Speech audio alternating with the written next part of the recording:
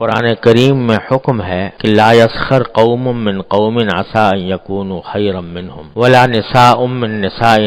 عسى ان یکن خیرا منہن۔ کوئی جماعت کسی دوسری جماعت کے ساتھ ٹھٹا نہ کرے، شاید وہ اللہ کے نزدیک اس سے بہتر ہو، اور عورتیں عورتوں سے تمسخر نہ کریں، شاید وہ ان سے بہتر ہوں۔ تمسخر کے معنی یہ ہے کہ کسی کی اہانت اور تحقیر اور اس کے عیب کا اظہار اس طرح کیا جائے جس سے لوگ ہنسیں یا دل لگی کریں، جس سے دوسرے کو ایذا پہنچے۔ اس میں بہت سی صورتیں داخل ہیں، مثلا کسی کے چلنے پھرنے، اٹھنے بیٹھنے، بولنے، ہنسنے وغیرہ کی نقل اتارنا، یا قد و قامت، شکل و صورت کی نقل اتارنا، اس کے کسی قول و فعل پر ہنسنا، آنکھ یا ہاتھ پیر کے اشارے سے اس کے عیب کا اظہار کرنا۔ رسول اللہ صلی اللہ علیہ وسلم نے فرمایا کہ جو لوگ دوسرے لوگوں کا مذاق اڑاتے ہیں، آخرت میں ان کے لیے جنت کا دروازہ کھولا جائے گا اور اس کی طرف بلایا جائے گا۔ جب وہ سرکتا ہوا وہاں تک پہنچے گا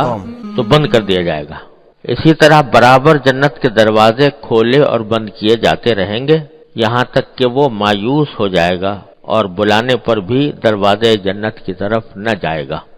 ایک اور حدیث میں ہے کہ ایک شخص کی ریح صادر ہو گئی، لوگ ہنسنے لگے تو رسول اللہ صلی اللہ علیہ وسلم نے خطبے میں اس پر تنبیہ فرمائی اور فرمایا کہ جو کام تم سب خود بھی کرتے ہو اس سے کیوں ہنستے ہو؟ بعض لوگ ناواقفیت یا غفلت سے تمسخر کو مذاق میں داخل سمجھ کر اس میں مبتلا ہو جاتے ہیں، حالانکہ دونوں میں بڑا فرق ہے۔ مزاح جائز جو حضرت صلی اللہ علیہ وسلم سے ثابت ہے، اس کی شرط یہ ہے کہ اس میں کوئی بات خلاف واقعہ زبان سے نہ نکلے اور کسی کی دل آزاری بھی نہ ہو، اور وہ بھی مشغلہ اور عادت نہ بنے، کبھی کبھی اتفاقاً ہو جائے۔ اور جس تمسخر میں مخاطب کی دل آزاری یقینی ہے وہ باجماع حرام ہے، اس کو مزاح جائز میں داخل سمجھنا گناہ بھی ہے اور جہالت۔